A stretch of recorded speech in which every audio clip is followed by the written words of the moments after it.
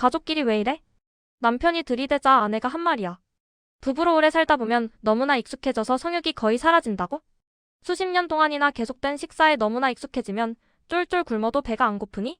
습관화를 마법 주문처럼 마구 외운다고 해서 인간 심리가 마법처럼 설명될 것 같니? 원시 사회 남편의 입장에서 생각해보자. 습관화의 무지막지한 힘 때문에 폐경도 안 된 아내 보기를 돌같이 한다면 어떤 일이 벌어질 것 같니? 아내의 자궁을 다른 남자에게 빼앗기는 유전자 복제 대참사로 이어지기 쉽겠지. 꾸준히 먹지 않으면 건강과 생존에 심각한 지장이 생기니까 식사에 익숙함이 식욕을 심각하게 떨어뜨리도록 진화하지는 않았겠지. 아내의 자궁을 다른 남자에게 빼앗기는 것이 대단히 심각한 번식 위협이었을 것이 뻔해. 그런데도 불구하고 부부관계의 익숙함 때문에 아내에 대한 성욕이 심각하게 떨어지도록 남자가 진화했을까? 섹스리스 부부 현상을 익숙함이라는 마법 주문으로 쉽게 설명할 수 있다고 생각한다면 대단한 착각이라고 생각해. 가족끼리 왜 이래처럼 가족을 끌어들인 것도 문제야. 인간을 포함한 온갖 동물들이 가족끼리는 성적으로 멀리하는 이유는 익숙함 때문이 아니야. 유해 열성 유전자가 심각한 문제를 일으키기 때문에 근친상간 회피 기제가 진화한 거야. 이번에는 오늘의 진짜 주인공인 아내의 입장에서 생각해보자. 여자의 자궁을 10개월 동안 임대하는 것은 엄청난 자원이지만 남자의 정액은 보잘것없는 부모 투자야. 열등한 남편의 정자를 포기하는 대신 옆집 남자의 좋은 유전자로 임신하면 오히려 더 좋은 결과로 이어질 수 있다고. 여자가 남편 보기를 돌같이 하는 것이 때로는 좋은 번식 전략일 수 있다는 얘기야. 여자가 열등한 남편에게서는 물질적 자원과 보호를 챙기고 우월한 옆집 남자에게서는 좋은 유전자를 챙기는 전략을 쓰도록 진화했을 것 같아. 진화 심리학자들은 이런 잔인한 속임수 전략을 이원 짝짓기 전략이라고 점잖게 불러주지. 여자는 좋은 유전자를 얻어서 좋고 옆집 남자는 졸지의 유전적 자식을 덤으로 얻어서 좋으니 누이 좋고 매부 좋은 것 아닌가? 아내의 자궁을 빼앗길 뿐 아니라 남의 유전적 자식을 지극정성으로 돌볼 위험까지 감수해야 하는 남편의 의견은 다소 다르지 않을까? 이런 재앙에 대비하기 위해 남자의 질투가 진화한 것 같아. 남편의 명목상 자식이 남편의 유전적 자식일 가능성이 작다고 하자. 그런 상황에서는 아내와 아내의 자식에 대한 사랑을 대폭 줄이도록 남자가 진화한 것 같아. 열등한 남편의 질투에 대한 아내의 대응 전략으로는 무엇이 좋을까? 남편과 섹스를 충분히 많이 해주어서 명목상 자식이 유전적 자식일 가능성이 높다고 남편이 믿게 만들면 좋겠지. 만약 좋은 유전자를 얻는 것이 핵심 목적이라면 남편과의 섹스들을 배란기가 아닌 구역에 몰아서 배치하면 좋겠지.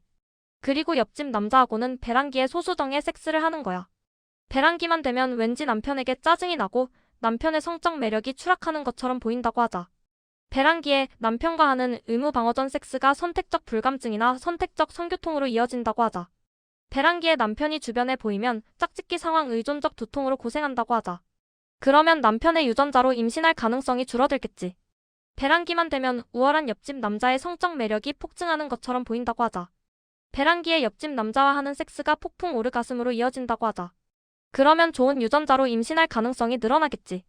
배란기가 아닐 때는 열등한 남편의 성적 매력이 나름대로 상승하는 것처럼 느껴진다고 하자. 남편과 하는 섹스가 제법 그럴싸한 오르가슴으로 이어진다고 하자. 배란기가 아니기에 좋지 않은 유전자로 임신할 위험은 작겠지.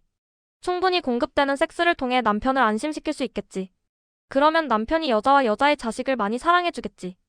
여자가 이원 짝짓기 전략을 효과적으로 수행할 수 있도록 배란기와 관련하여 여자의 짝짓기 심리가 이런 식으로 설계되었을 수도 있다고 생각해. 열등한 남편의 입장에서 생각해볼 때는 통탄할 일이지만 그건 남편 사정이지. 여자도 이기적 유전자의 산물이며 이기적 유전자는 상당히 이기적인 동물을 만들어내는 경향이 있다고. 배란기일 때 여자의 성욕이 커진다는 상식이 있어.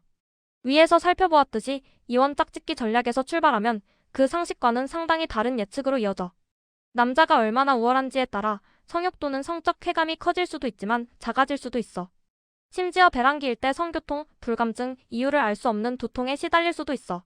성욕이 단순히 임신 확률을 높인다고 생각하면 안 돼.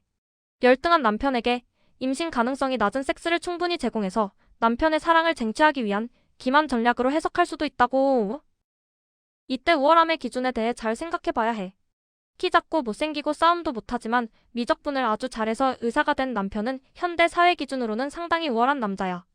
키 크고 잘생기고 싸움도 잘하지만 학교 공부를 못했던 헬스 트레이너보다 돈을 훨씬 많이 벌고 사회적으로도 높은 지위를 차지하니까. 하지만 원시 사회에서는 그 관계가 반대였을 수 있어.